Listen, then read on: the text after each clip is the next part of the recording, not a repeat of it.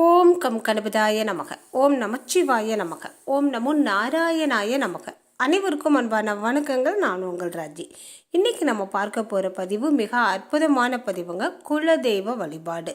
குலதெய்வத்தை நம்ம வழிபாடு செய்யாமல் பிற எந்த தெய்வத்தை வழிபாடு செய்தாலும் அதற்கான பலன் நமக்கு முழுமையாக கிடைக்காது. நம்ம முன்னோர்கள் வழி வழியாக காலங்காலமாக வணங்கிட்டு வந்த குலதெய்வத்தை வழிபாடு செஞ்சுட்டு கொண்டாடிட்டு தான் நம்ம மற்ற தெய்வங்களை வழிபாடு செய்யணும். உங்களுக்கு எந்த தெய்வம் இஷ்ட தெய்வமாக இருந்தாலும் அவர்களை வழிபாடு செய்வதற்கு முன்பும் முதல்ல விநாயகர் பெருமானை வழிபாடு செய்துட்டு குலதெய்வத்தை வழிபாடு செய்துட்டு அப்புறம்தான் நமக்கு பிடித்த மிக இஷ்டமான தெய்வத்தையே வழிபாடு செய்யணும். அப்போதான் நமக்கு அதற்கான முழு பலன் கிடைக்கும்.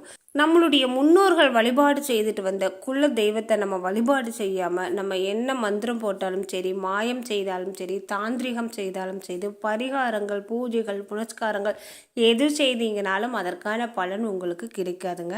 குலதெய்வத்தை வழிபாடு செய்துட்டு தான் நம்ம என்ன தாந்திரிகம் செய்தாலும், என்ன மந்திரம் செய்தாலும், என்ன மந்திரத்தை சொன்னாலும் அதற்கான பலன் நமக்கு கிடைக்கும். அப்போ குலதெய்வ வழிபாடு அப்படிங்கிறது ரொம்ப ரொம்ப முக்கியமான ஒரு வழிபாடு. ஒரு குடும்பத்தோட ஆணிவேர் எது அப்படின்னு கேட்டிங்கன்னா குலதெய்வம் தான். குலதெய்வத்தை நம்ம எந்த அளவுக்கு கொண்டாடுறோம், குலதெய்வத்தை நம்ம எப்படி வழிபாடு செய்கிறோம் அப்படிங்கிறதுல தான் நம்ம குடும்பத்தோட வளர்ச்சியும் நம்ம குடும்பத்தோட செல்வாக்கும் இருக்குங்க. குலதெய்வத்தை நீங்கள் நல்ல முறையில் வழிபாடு செஞ்சுட்டு வந்தீங்க அப்படின்னாவே குடும்பத்தில் எந்தவித பிரச்சனையும் இருக்காது. ஒருவேளை நம்ம குடும்பத்தில் தொடர் பிரச்சனை, தீராத துன்பம், ஏதோ ஒரு தடங்கள், எந்த காரியம் எடுத்தாலும் ஏதாவது ஒரு தடங்கள் வந்துட்டுருக்கு, ஏதோ ஒரு பிரச்சனை ஏற்பட்டுகிட்டே இருக்குது, குடும்பத்தில் எப்போ பாரு சண்டை சச்சரவு பிரச்சனையுமா இருக்குது அப்படிங்கிறப்ப கண்டிப்பாக இந்த நேரத்தில் நீங்கள் இந்த வழிபாட்டை செஞ்சே ஆகணுங்க. ஏன்னு கேட்டிங்கன்னா குலதெய்வம் நம்மை விட்டு விலகி இருந்தால் மட்டுமே தான் குடும்பத்தில் சண்டை சச்சரவு பிரச்சனைன்னு வரும். செய்கிற தொழிலில் வளர்ச்சி இருக்காது, வருமானத்திற்கான வழி இருக்காது, இந்த மாதிரி நிறைய பிரச்சனைகள் வரும். குலதெய்வம் நம்ம கூட இருக்குது அப்படிங்கிறப்ப நமக்கு வாழ்க்கையில் நல்ல ஒரு உன்னதமான மாற்றம் கிடைக்கும். நம்ம வாழ்க்கை செல்வ செழிப்பாகவும் ஐஸ்வர்யமாகவும் இருக்கும். குடும்பத்தில் எப்போவுமே சந்தோஷமும் மகிழ்ச்சியும் நிறைஞ்சு இருக்குங்க. அப்போ இந்த பிரச்சனையெல்லாம் இருக்குது அப்படிங்கிறப்ப நீங்கள் என்ன பண்ணணும்? ஏன் குலதெய்வம் என்னமோ ஏதோ ஒரு தவறு, நம்ம முன்னோர்கள் செய்த தவறோ அல்லது நம்மளே நமக்கு தெரியாமல் செய்த தவறோ, ஏதோ ஒரு காரணத்தால் இந்த குலதெய்வம் அப்படிங்கிறது நம்மை விட்டு நீங்கி இருக்கு. அப்போ நம்ம இதற்கு என்ன பண்ணணும், இந்த வழிபாடு நம்ம எப்படி செய்யணும் அப்படிங்கிறத பார்க்கலாம் வாங்க. குலதெய்வ கோவில் உங்கள் வீட்டுக்கு பக்கத்தில் இருக்குது அல்லது உங்கள் ஊருக்கு பக்கத்தில் இருக்குது, எளிதில் போயிட்டு வரலாம் அப்படிங்கிறவங்க இந்த வழிபாட்டை நீங்கள் குலதெய்வ கோவிலில் போய் செஞ்சுட்டு வரலாம். ஒருவேளை குலதெய்வ கோயில் ரொம்ப தூரத்தில் இருக்குது, இப்போ இருக்கிற சூழ்நிலையில் என்னால் அங்கே போக முடியாது அப்படிங்கிறவங்க அந்த நம்ம குலதெய்வத்துக்கு சார்ந்த தெய்வங்கள் நம்ம ஊர்லேயே இருக்கும். இப்போ நீங்கள் பெருமாள் தான் உங்களுடைய குலதெய்வம் அப்படின்னா நம்ம ஊரில் இருக்கிற பெருமாள் கோவிலில் போய் நம்ம இந்த வழிபாடு செய்யலாம். அங்கால பரமேஸ்வரி தான் உங்கள் குலதெய்வம் அப்படின்னா நம்ம ஊரில் இருக்கிற பரமேஸ்வரி கோயிலில், மாரியம்மன் கோவிலில், அம்மன் கோவில்களில் போய் நம்ம இந்த வழிபாடு செய்யலாம். நம்மளுடைய குலதெய்வம் எந்த தெய்வமோ அதன் சார்ந்த தெய்வங்கள் நம்ம ஊர்லேயே இருக்கும். அந்த கோவிலில் போய் நம்ம இந்த வழிபாட்டை செஞ்சுக்கலாம். இந்த வழிபாடு எப்படி செய்யணும் அப்படின்னா பௌர்ணமி நாளில் செய்கிறது சிறப்பு. பௌர்ணமி நாள் அல்லது வளர்பிறை வெள்ளிக்கிழமை நாளில் செய்கிறது ரொம்ப ரொம்ப நல்லதுங்க.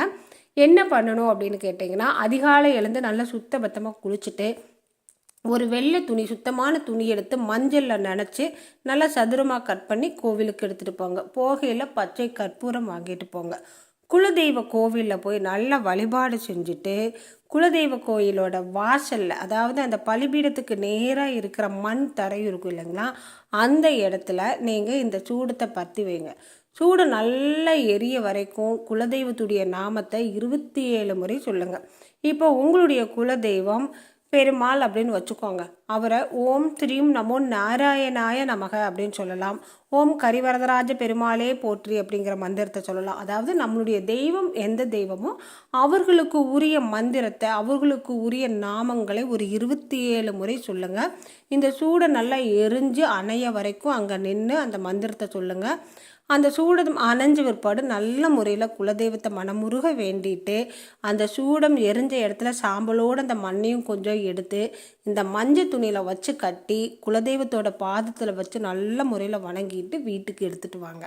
வீட்டில் கொண்டு வந்து ஒரு சுத்தமான பித்தளை தட்டை நல்லா தொடச்சிட்டு சந்தன குங்குமம்லாம் வச்சு அதன் மீது பச்சரிசி பரப்பி அதன் மீது இந்த மூட்டையை வைங்க.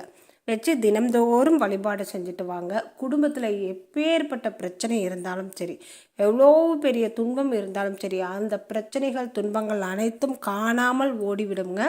அவ்வளவு அற்புதமான வழிபாடு. தினந்தோறும் பூஜை செய்கிறப்ப இந்த மூட்டைக்கும் சேர்த்து பூஜை பண்ணிட்டு வாங்க. குடும்பத்தில் சண்டை சச்சரவு பிரச்சனைகள் எல்லாம் தேர்ந்து வருமானத்திற்கான ஒரு நல்ல வழி கிடைச்சி நம்ம இப்போ நல்லா இருக்கோம் அப்படிங்கிற மனதிற்கு ஒரு ஆறுதல் கிடைக்கும் இல்லைங்களா? அந்த நேரத்தில் நீங்கள் குலதெய்வ கோவிலுக்கு போய் ஒரு பொங்கல் வச்சு நல்ல முறையில் வழிபாடு பண்ணிட்டு வாங்க. இந்த ஒரு வழிபாட்டை மட்டும் செய்யுங்க. குலதெய்வம் எப்போவுமே உங்கள் கூடவே இருக்கும். கூப்பிட்ட குரலுக்கு ஓடோடி வரும். நம் இல்லத்தில் என்றென்றும் நிறைந்து இருக்கும் குலதெய்வத்துடைய அருள். கோவிலுக்கெல்லாம் போய் பொங்கல் எல்லாம் வச்சு வழிபாடு செஞ்சுட்டு வந்துட்டு ஒரு நல்ல நாளில் இந்த மூட்டையில் இருக்கிற மண்ணை எடுத்து நம்ம வீட்டில் துளசி செடி வச்சுருப்போம் இல்லைங்களா? அந்த துளசி செடியோட வேரில் இந்த மண்ணை கொட்டி விட்டுருங்க. எப்போவுமே நம்ம இல்லத்தில் என்றென்றும் குலதெய்வத்துடைய அருள் இருக்கும். மகாலட்சுமி அம்சமான துளசி செடிக்கிட்ட நம்ம இந்த மண்ணை கொட்டுறப்ப இன்னும் செல்வ செழிப்பு நமக்கு அதிகரிக்குங்க. இந்த பதிவு உங்களுக்கு பிடிச்சிருந்தா மறக்காமல் ஒரு லைக்கும் கமெண்ட்டும் கொடுங்க. உங்கள் நண்பர்களுக்கும் உறவினர்களுக்கும் ஷேர் பண்ணி விடுங்க.